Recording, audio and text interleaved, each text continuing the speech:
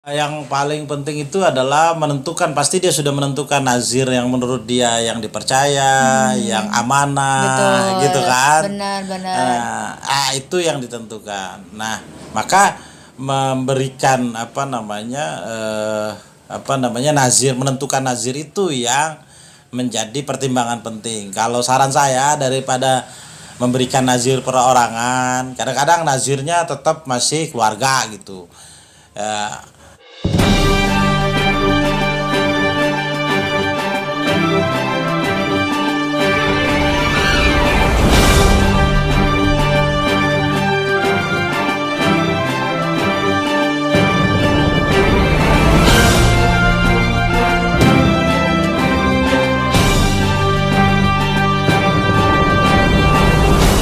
Halo, assalamualaikum warahmatullahi wabarakatuh. Selamat pagi, selamat siang, selamat malam, selamat petang, selamat berpuasa buat semua teman-teman hukum yang sekarang menonton channel hukum kami di AZ Pinsa Official. Seperti biasa, ada saya Cece Sofi dan juga ada Bang Dendi Zuhaire Finsa.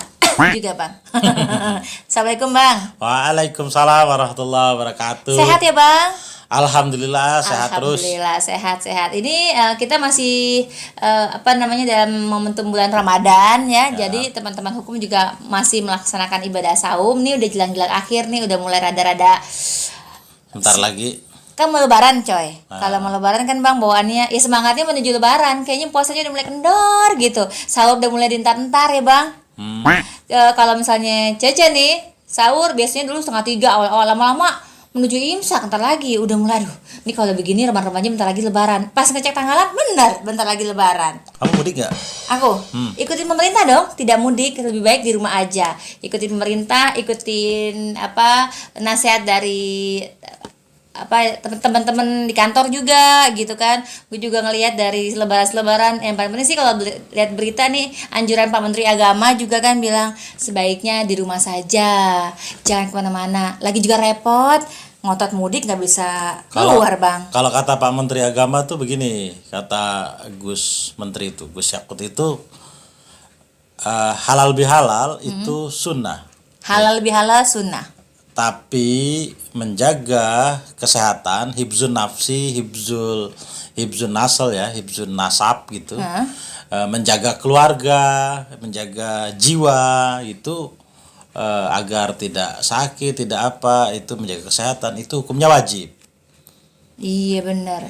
Jadi kalau saya mau menambahkan kenapa kita nggak boleh mudik ya, ada teori dalam usul fikih yang biasanya dipakai oleh teman-teman itu adalah darul mafasid muqaddamun ala jalbil masoleh gitu ya. Silaturahim mudik, silaturahim bersama keluarga, tetangga dan lain-lain itu silaturahim yang secara langsung gitu kan, itu ada maslahatnya. Akan tetapi kalau ke sana takutnya banyak mafsadahnya. Mafsadah itu sakit gitu ya, karena ada pandemi, nggak ada virus, maka meninggalkan kerusakan itu lebih didahulukan daripada mengambil maslahat gitu. Jadi tinggalkan dulu resiko-resiko yang mengakibatkan kita bisa sakit untuk menjadi agar kita terjaga kesehatan kita gitu. Itu lebih baik menjaga menjauhi resiko-resiko sakit itu daripada kita mengambil maslahat. Keluar sih mau ngambil makanan misalnya. Ceritanya gitu ya. Mau makan tapi resikonya masuk angin misalnya. Ya lebih baik nanti dulu lah gitu ya kan. Kira-kira gitulah. Kalau cuma makanan cemilan. Iya. Yang pasti sih ini kan ngingetin juga sama teman-teman hukum nih. Ini kalau di akhir Ramadan biasanya orang-orang udah mulai rame-rame berbondong-bondong mudik ke kampung halaman. Kalau kita sebaiknya ikutin saran pemerintah, ikutin juga saran Pak Menteri Agama, sebaiknya di rumah saja dan halal bihalalnya bisa dilakukan tidak bertatap muka terlebih dulu, bisa juga via daring ya Bang ya. Ya, virtual. Mudah-mudahan di kampung kita ada sinyal. Makanya dicek dulu Bang, gimana sih? Dikata nggak ada keluarga di kampung, suruh ngecek dong. Mudah-mudahan orang tua HP-nya bisa make gitu kan. Bisa video call. Iya. Tapi teman hukum yang bertanya-tanya, ini Cece sama Bang Dendi ngapain ngobrol mulu? Baca apa kolom komentarnya. Oke, kita mulai bacain ya. Silakan.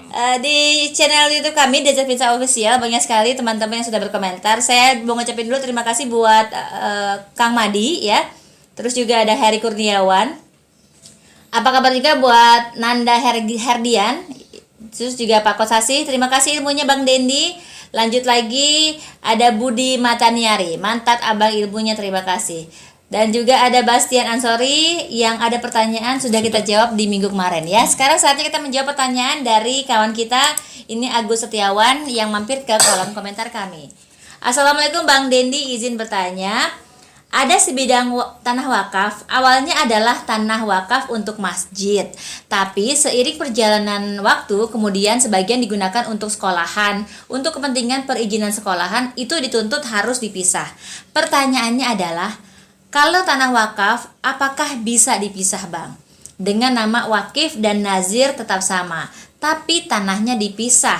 Misalnya nih, satu lokasi tanah wakaf sebagian untuk masjid dan sebagian lagi untuk sekolahan.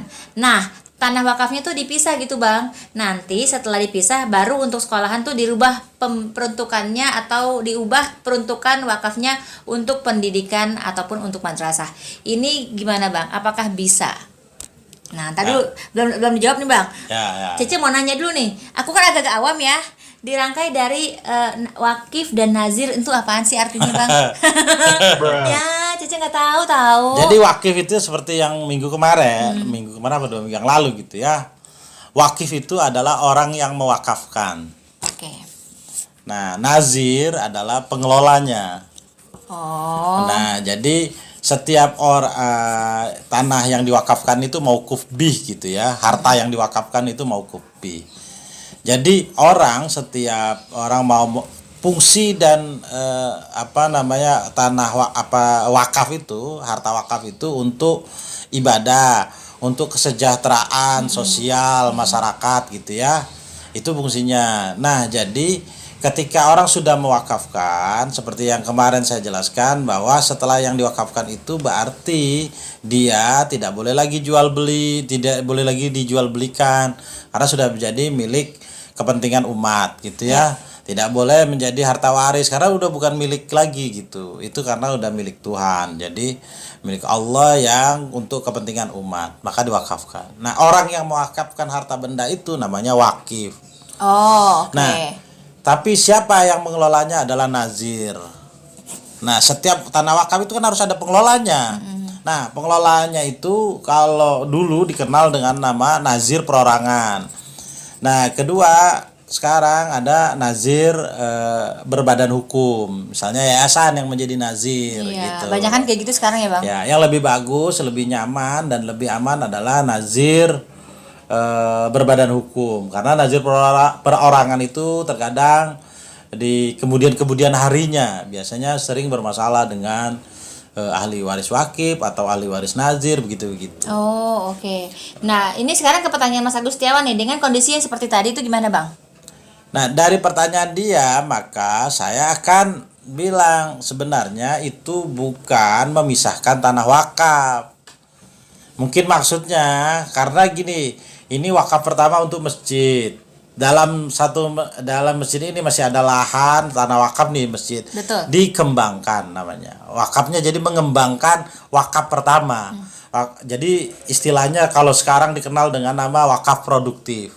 Wakaf produktif. Wakaf produktif. Jadi kenapa dikenal dengan wakaf produktif gitu? Karena kan berkembang nih, tadi hanya untuk masjid, kemudian berkembang menjadi lembaga pendidikan. Oh ya, peruntukannya jadi lebih ya, nggak Jadi sekedar cuma buat ibadah sholat iya, doang. tapi juga bisa menjadi lembaga pendidikan gitu kan. Oke, I see. Nah, ini sejarahnya banyak. Sejarahnya dari zaman Nabi, masjid awalnya kan Masjid Nabawi misalnya. Masjid ini bisa berkembang. Dari Masjid Nabawi, masjid yang tempat ibadah menjadi tempat para sahabat belajar kepada Nabi, terus berkembang sampai sekarang. Contohnya lagi adalah kampus terkenal tuh di Mesir, namanya di Kairo, kampus Al Azhar. Ya. Wakaf pertama sebenarnya orang mungkin nggak tahu bahwa kampus itu tadi awalnya cuma masjid, Oh, gitu. Masjid Al-Azhar. Oh iya bener ya. Jadi Masjid Iya, Al-Azhar iya, iya, gitu. Nah, Masjid Al-Azhar itu menjadi wakaf produktif, dia berkembang menjadi lembaga pendidikan yang sampai sekarang banyak menghasilkan ulama-ulama hebat gitu Iya. ya. Ada kalau di Indonesia yang ulama-ulama alumni Al-Azhar Kairo yang di Indonesia yang dikenal yang masih hidup sekarang misalnya Dr. Quraisy Shihab, Betul. Kiai Haji Mustafa Bisri gitu ya, dan banyak yang lain-lain gitu. Yang dulu-dulu juga banyak gitu kan. Nah, jadi produktif. Dan sekarang Al-Azhar itu tidak hanya sekedar menjadi lembaga pendidikan lagi tuh, berkembang lagi dia menjadi banyak gedung-gedungnya yang disewakan untuk perkantoran. Awalnya dari wakaf ya. Awalnya dari masjid. Masjid, iya iya. Iya. Peruntukan wakaf itu untuk masjid gitu kan. Awalnya jadi berkembang. Oh, Nah, iya, sekarang iya, jadi ada building, gedungnya diinikan perkantoran. Malah di Al-Azhar itu sekarang menjadi merek-merek dagang, orang memakai menggunakan kata-kata Al-Azhar itu menjadi Untuk merek ya, brand gitu. Jadi Iya, untuk merek. Jadi nah, di Indonesia di Indonesia itu ada masjid tahun azan nih. Kita mau mulai atau terus ya? Lanjut. Lanjut ya. Iya. Jadi ada di Bengkulu. Di Bengkulu ada masjid yang diwakafkan oleh kakeknya Ibu Megawati, namanya Kiai Hasanuddin ya. Haji Hasanuddin itu mewakafkan masjid kakeknya Ibu Mega itu, karena Kakeknya Ibu dia Megawati. tokoh Muhammadiyah itu. Oke. Tokoh Muhammadiyah. Abang apa banget, Bang? Saya orang sono. Oh, oke. Saya orang Bengkulu saya. Kamu orang Bengkulu. Aku suaminya orang Bengkulu loh. Jadi Haji Hasanuddin ini, Kiai Haji Hasanuddin ini kakeknya Bu Megawati ya. Iya. Presiden RI kelima itu mewakafkan tanah di masjid, mewakafkan masjid. Kemudian wakaf masjid itu berkembang menjadi disewakan ruko, disewakan macam-macam. Nah, kenapa? Itu kan kepentingan operasional nanti buat lembaga keagamaannya kan. Jadi ruko, jadi ada toko, ada apa segala macam, terus berkembang, dan sekarang berkembang lagi menjadi lembaga pendidikan. Oh, Sudah sampai I see. bisa beli tanah kembali. Benar. Karena dikelola kalau nggak salah sama Muhammadiyah di sana. Iya. Jadi lebih nyaman adalah ketika wakaf itu nazirnya adalah berbadan hukum, yayasan atau apa gitu. Ya tadi Abang Benny juga bilang kan kadang kan nazirnya itu berupa perorangan, tapi kemarin itu sudah berbentuknya yayasan ya. Lebih banyak yayasan atau perserikatan atau apapun lah ya namanya, yang penting yang bagus karena berbadan hukum, karena dia nanti anggaran dasar. Oh, oke. Kalau nanti meninggal dia akan berjalan, mau kita sudah meninggal atau apa, malah lebih berkembang gitu. Berkembang terus Menghindari sengketa yang tidak penting. terus pahala yang memberikan pahala dari orang yang mewakafkan itu terus makin banyak ya. Iya, karena kan Kebayang nggak tuh, wakafnya Bang? berkembang. Wakafnya berkembang. Berapa banyak nilai value positif dari wakaf itu ya Iya, kan? buat orang yang meninggal Ah, dan buat orang yang mewakafkan misalnya sudah meninggal, atau orang yang hidup yang menjalankan wakaf, Ya Allah. atau masyarakat sekitar kan Iya, gitu iya, kan. iya, Semua benar, dapat pemanfaatannya. Tapi ngomong-ngomong, Nah, gimana? kalau misalnya ini kan tadi Abang bilang berbentuknya bagusnya dikelola sama yayasan lah, atau semuanya dalam bentuk berbadan hukum supaya nyaman di kemudian hari ya Bang, tidak menimbulkan sengketa. Yang kita pengen tanya adalah gimana dengan sertifikasi dari proses tanah wakaf sendiri Bang? Kalau sekarang ini kan suka ada aja gitu masalahnya Bang. Kudu nggak sih? Sertifikasi tanah wakaf.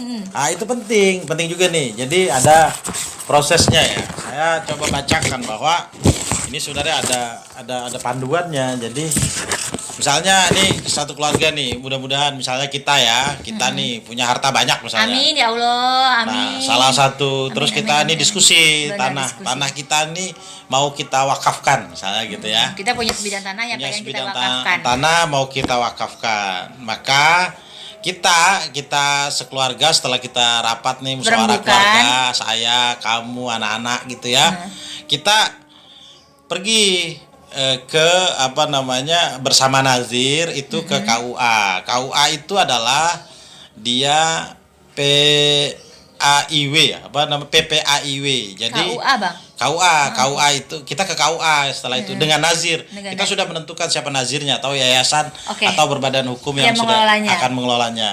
Nah, berangkat ke sana ke PPAIW itu adalah pejabat pembuat akta ikrar wakaf. Oke. Di situ baru nanti KUA itu atau PPAIW-nya itu memeriksa berkas-berkas wakaf itu, Oke. berkas-berkas kesiapannya gitu kan. Kemudian mereka mengesahkan nazir yang akan kita tunjukkan menjadi nazir. Oke. Nah, nazir itu akhirnya mengucapkan ikrar wakaf, ya, di hadapan kita, di hadapan saksi-saksi gitu. Kemudian KUA membuat PPAIW itu membuat akta ikrar wakaf. Nah, sudah akta ikrar wakaf, wakif tadi kita gitu ya, terus nazir yang kita berikan itu kepercayaan, menunggu nih ya, menunggu. Kemudian pejabat pembuat akta ikrar wakaf KUA tadi atas nama si nazir yang kita berikan wakaf itu datangi kantor BPN. Oh. Mengajukan ya, Oke. mengajukan permohonan tanah sertifikat tanah wakaf. Nah, dari sana kantor pemerintahan memproses kantor pertanahan itu memproses tanah wakaf. Kemudian kepala kantor pertanahan menyerahkan sertifikat tanah wakaf kepada siapa? Kepada nazir. Yang mengelola. Yang akan mengelola itu. Wakaf tadi Iya, ya. karena kan bukan kita lagi sudah gitu. Dia akan mengelola, maka dikelolalah itu. Oh, oke. Sudah dapat sertifikatnya. Kalau misalnya memang sih sebaiknya dilakukan dari jauh-jauh hari ya Bang, jangan sampai nantinya ada kendala lain gitu ya Bang. Iya. Iya. Nih kalau misalnya teman-teman hukum juga pas kebenaran lagi nonton nih, wah gue juga udah ngewakafin harta gue nih kan gitu ya. Baiknya sih langsung segera disertifikasi ya Bang. Iya nggak sih Bang? Ya, awalnya sih sebelum sertifikasi kan tentu harus menghadap KUA dulu ya, pejabat bikin akta ikrar wakaf dulu. Setelah buat akta ikrar wakaf, nazirnya juga harus membaca ikrar wakaf di depan KUA. Betul, Nanti betul. akan diurus sendiri dengan PPAIW atau KUA tersebut. Gitu. Oke. Ini sih sepertinya mudah teman hukum, tapi segala sesuatu tuh harus dilakukan daripada nanti ada kemungkinan permasalahan di kemudian hari. Tapi kan namanya udah berwakaf mah mendingan ya udah ikhlas aja emang kadang-kadang. Iya, kalau kitanya Gitu ya? yang wakif sih, saya yakin bahwa setiap yang wakif pasti ikhlas-ikhlas saja. Maka yang paling penting itu adalah menentukan, pasti dia sudah menentukan nazir yang menurut dia yang dipercaya, yang amanah, Betul. gitu kan. Benar. Itu yang ditentukan. Nah, maka memberikan nazir, menentukan nazir itu yang menjadi pertimbangan penting. Kalau saran saya, daripada memberikan nazir perorangan, kadang-kadang nazirnya tetap masih keluarga gitu. Nazir perorangan tuh boleh-boleh saja, kan, tetapi kalau saran saya lebih baik nazirnya nazir berbadan hukum, bisa ke yayasan, organisasi masyarakat, NU, Muhammadiyah atau apapun, bisa juga nazirnya badan wakaf gitu. Baik. Udah dijawab ya ini pertanyaan dari Mas Agus Setiawan. Insya Allah puas dengan rangkaian jawaban dari Abang Dani tadi ya Bang. Kalau nggak puas, datang ke KUA.